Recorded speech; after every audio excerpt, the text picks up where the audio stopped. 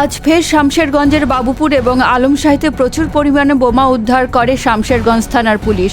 গোপন সূত্রে খবর পেয়ে বাবুপুরের আমবাগান সংলগ্ন ঝোপ থেকে তাজা বোমা বাজেয়াপ্ত করে এবং আলমশাহিতেও আমবাগান থেকে উদ্ধার করা হয় তাজা বোমা। পুলিশ এলাকাটিকে ঘিরে দেয়।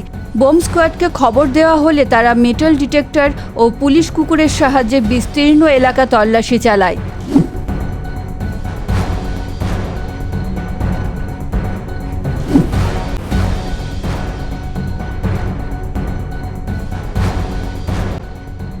এর আগেও গত সোমবার মঙ্গলবার শামশেরগঞ্জের মালাঞ্চা, পূর্ব দেবীদাসপুর ও জোতকাশীর আমবাগান থেকে বোমা উদ্ধার করা হয়।